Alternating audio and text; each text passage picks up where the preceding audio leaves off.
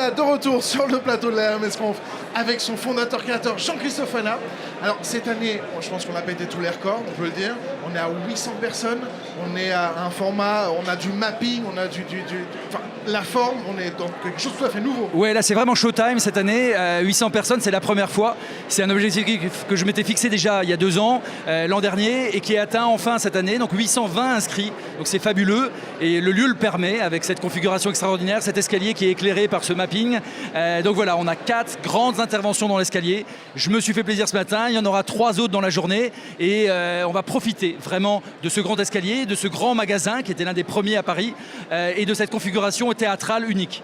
Alors aussi pour le fond, parce que là la forme, on peut le dire, c'est réussi, là, on en voit plein les yeux et c'est juste magique.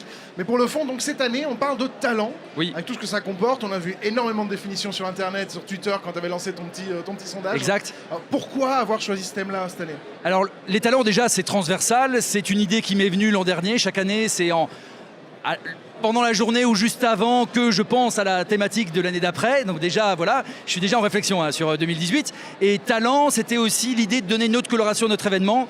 Il faut savoir que l'acronyme RMS, d'RMS Conf, veut dire recrutement mobile et social. Aujourd'hui, on a rebaptisé 2 de nos espaces, puisque mobile, social, c'est plus si nouveau que ça.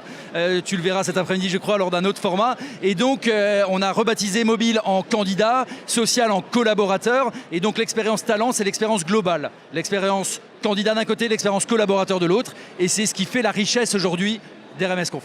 Alors là, forcément, on a le thème général talent, mais il y a aussi le fameux Startup Challenge, qui est quand même un des plus impressionnants au monde au niveau de la RH Tech. Tu peux nous en dire 2 mots? Oui, c'est un challenge qu'on a créé il y a 5 ans maintenant. On a commencé doucement avec une quinzaine, une vingtaine, une trentaine d'inscrits. L'an dernier, on était à 44. Là, il y avait 109 startups de la HR Tech qui se sont inscrites, ce qui est juste extraordinaire même pour un challenge généraliste. Mais là, en HR, c'est incroyable. Et sur ces 109, après plusieurs sélections, nous en sommes à 11. On a repêché une startup, donc il y a 11 parrains marraines qui coachent ces start-upers. Et tout à l'heure, dans l'espace qui se trouve juste à côté, l'espace Lab, les start-upers auront 1 minute pour défendre leur projet et chaque parrain marraine aura 1 minute également pour soutenir le projet. Alors moi, il y a un truc qui m'a beaucoup fait rire, c'est d'apprendre que tu nous as fait un The Voice Startup avec un jury qui était vraiment à la The Voice. Exactement, c'est une idée que j'ai eue un peu folle avec notre partenaire le Dojo. Frédéric Dembach m'avait dit pourquoi on le ferait pas en The Voice, mais lui il imaginait c'était pas vraiment The Voice puisqu'on est les paramarraines devaient être face et voyez les start-upers pitcher. Moi je dis faisons-le réellement, on les met de dos, le start-upper ou la start-upeuse se retrouve face à des dos et il y en a quelques-uns que ça a beaucoup amusé ou stressés, et les parrains-marraines, simplement sur la force du pitch, sur l'impact, sur le ton de la voix, sur le charisme, sur l'enthousiasme qui pouvait passer, décider de se lever, de se retourner.